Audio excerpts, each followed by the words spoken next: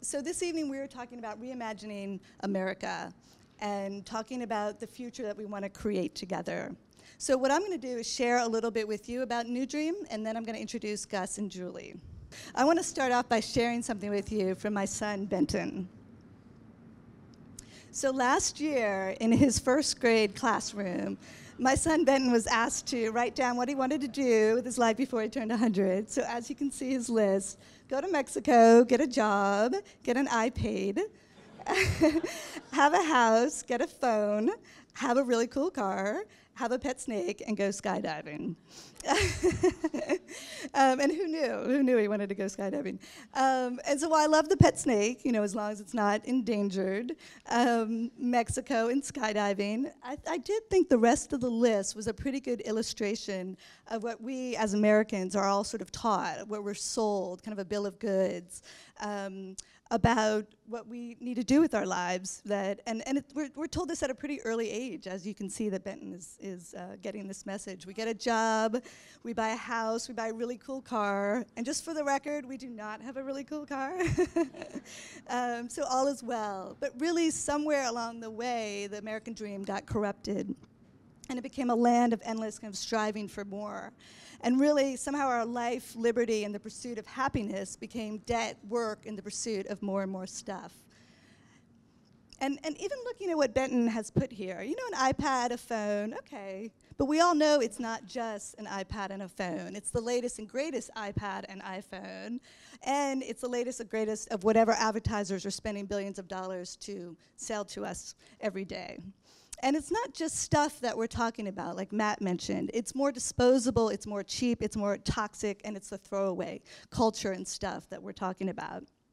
But we at New Dream believe that many of us are tired of a culture of hyper-consumerism and what it does to us and our families and what it does to our planet. We believe we're ready for more of what matters, so we're ready for more time for families and friends. We're ready for more happiness and more fun. We're ready for more nature and more connection with our land and where our food comes from, and more connection with the outdoors. We're ready to volunteer and invest in our communities more. So imagine a future where Americans are working fewer hours. We're treading much more lightly on the earth, and we have more time to spend creatively, more freedom to pursue meaningful activities, and to invest in our communities.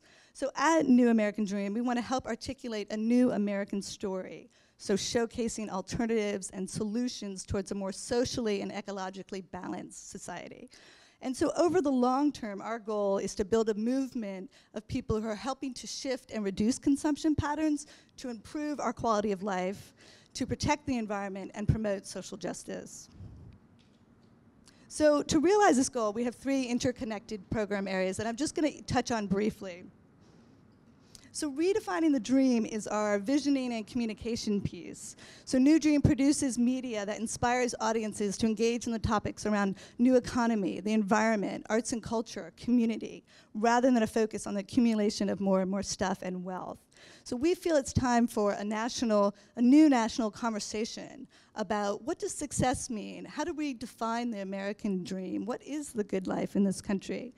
And how do we define this new American dream together? What are our collective values that help define that? And how do we build it together? Oops. So we use creative media from cutting-edge animations. Our most recent one is an animation that we did with Gus Speth on his new book, America the Possible. We also have an animation with Juliet Schor on her book, Plenitude, and an animation with our board member, Tim Kasser, on the high price of materialism.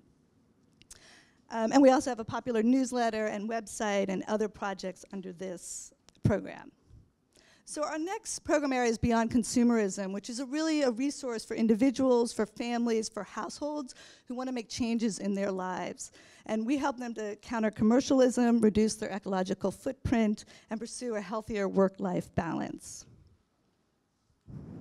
So under this program, we have our annual Simplify the Holidays campaign that we're just about to kick off for this year.